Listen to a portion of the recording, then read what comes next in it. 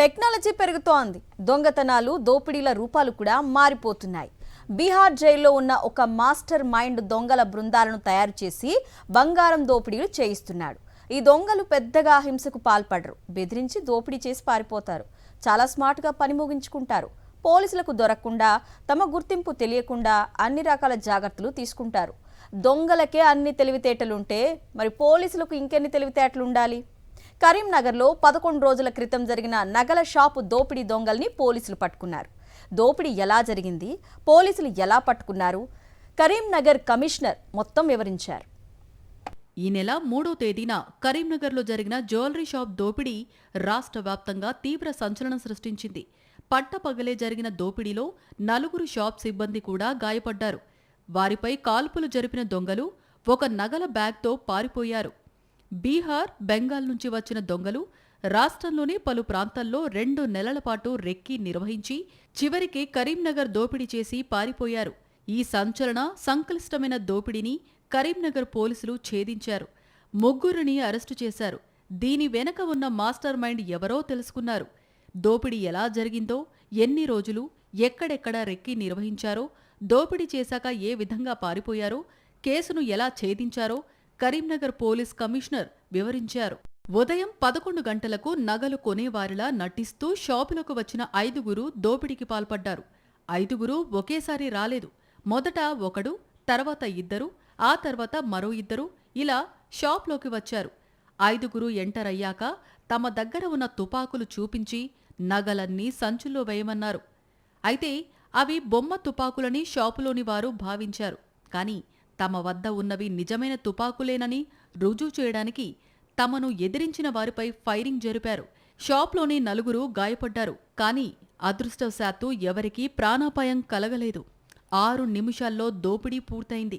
దొంగలు 2 బైకుల మీద పారిపోయారు. థర్డ్ రోజు exactly 11 days back 11 o'clock 5 offenders లో ఒక అఫెండర్ పిఎంజే జ్యువెలరీ షాప్లో యాజ్ అ కస్టమర్ లోపలికి వచ్చారు. వచ్చిన తర్వాత he claim to be a customer and some jewellery గురించి అడిగారు. 5 minutes అక్కడ కూర్చున్నారు. 11 to 11:05 ఆ తర్వాత ఇంకా 3 లోపలికి వచ్చారు. ఆ మేనేజర్ వాళ్ళకి చూసి కొద్దిగా సస్పిషన్ అయింది, కానీ వాళ్ళకి అక్కడ ఉండమని చెప్పారు.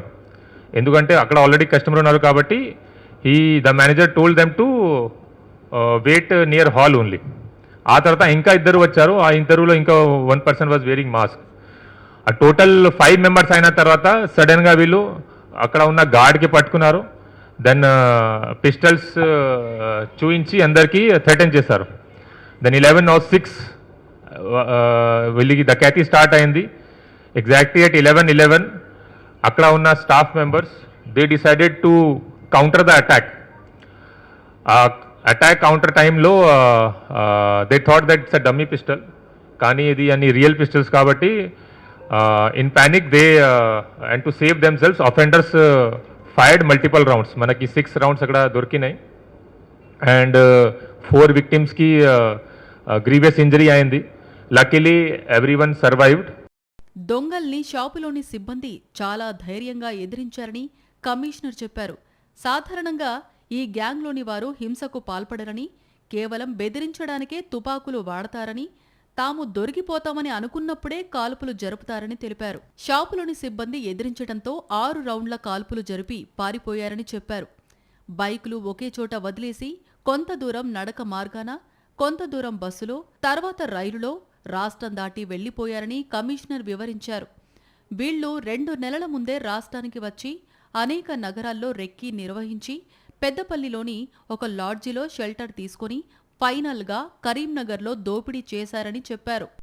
ఇక్కడ 2 months బ్యాక్ ముందు వచ్చిన తర్వాత ఇక్కడ చాలా డిఫరెంట్ సిటీస్లో లాడ్జెస్లో ఉన్నారు.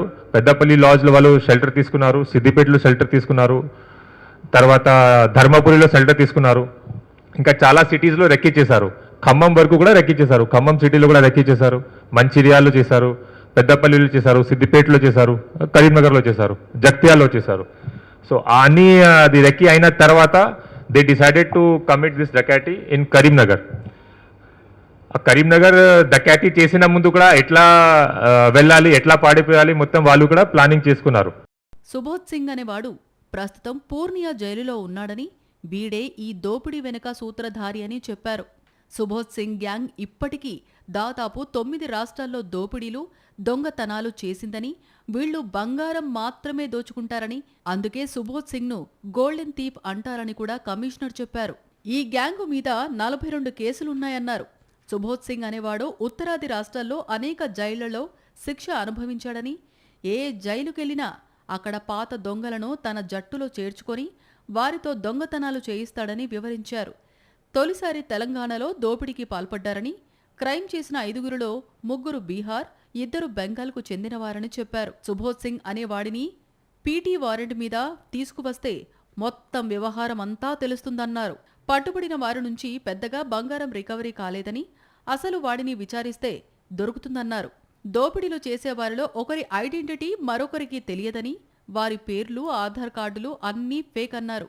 వీళ్లు మొత్తం 3 బృందాలుగా పనిచేస్తారని, ఒక టీం దోపిడీ చేస్తే మరో బృందం వీళ్లు దోపిడీ చేసిన బంగారాన్ని తీసుకుని వెళ్లిపోతారని, బంగారం నేపాల్కు వెళ్లిపోతుందని అన్నారు. వీళ్లకు ట్రాన్స్పోర్ట్ అంటే బైకులు, కార్లు, తుపాకులు ఇవ్వటానికి మరో టీం ఉంటుందని, కానీ వీరిలో ఎవరికీ ఎవరి గురించి తెలియదన్నారు. ఒకడు దొరికినా వాడి దగ్గర సమాచారం ఏమీ ఉండదన్నారు. ఈ గ్యాంగ్కు మహారాష్ట్ర చంద్రాపూర్లో తుపాకులు అందించారని కమిషనర్ చెప్పారు. 2 నెలల ముందు పెద్దపల్లి బస్టాండ్లో బైక్ పార్క్ చేసి దోపిడీ చేసే రోజున గ్యాంగ్ తీసుకుందని చెప్పారు. ఈ దోపిడీలో మొత్తం 13 మంది పాల్గొన్నట్లుగా గుర్తించామని, ఇప్పుడు 3 మాత్రమే దొరికారని, మిగిలిన వారిని కూడా పట్టుకుంటామని చెప్పారు. పగడ్బందీ ప్లాన్తో దోపిడీలు చేసే ఈ గ్యాంగ్ పారిపోయేందుకు మెయిన్ రోడ్లని వాడదని, గ్రామీణ రోడ్ల మీదుగా పారిపోతారని చెప్పారు. ఇందుకు గూగుల్ మ్యాప్లను వాడతారని చెప్పారు. He maintains 3 teams. ఒకటి execution team who comes and commits offence. ఆ తర్వాత ఒకటి రిసీవర్ పార్టీ ఉంటాయి who receives the stolen jewellery, receives the weapon used and also supplies the weapon to be used in the offence. ఆ తర్వాత ఒకటి disposal party ఉంటాయి. పాత కేసెస్లో ఇంతకుముందు అదర్ స్టేట్ పోలీస్ వాళ్ళు చేసిన ఇన్వెస్టిగేషన్లో ఇట్ హెస్ బిన్ సీన్ ఒక థర్డ్ పార్టీ కూడా ఉంటాయి, డిస్పోజల్ పార్టీ. ఈ సెకండ్ పార్టీ మొత్తం గోల్డ్ జ్యువెలరీ తీసుకుని ఆ థర్డ్ పార్టీకి హ్యాండ్ ఓవర్ చేసి mostly this gold jewellery is melted and ఆ నేపాల్ రూట్ వైపు నేపాల్ పంపించి అక్కడ అమ్మేస్తారు. నగల షాపు దోపిడీని ఛేదించేందుకు 20 టీమ్స్ ఏర్పాటు చేశామని, పోలీసులకు సమాచారం ఇస్తారనే భయంతో ఎక్కడా స్థానికుల సహాయం తీసుకోరని చెప్పారు. దోపిడీ పూర్తయ్యాక తమను గుర్తించే అవకాశం ఉన్న అన్ని గుర్తులను తీసేస్తారని తెలిపారు. రాష్ట్ర డీజీపీ నుంచి పొరుగు జిల్లాల ఎస్పీల వరకు ఎందరో సహకరించాకే ఈ కేసును ఛేదించగలిగామని కరీంనగర్ కమిషనర్ వివరించారు. త్వరలో మరిన్ని వివరాలు తెలియజేస్తామన్నారు.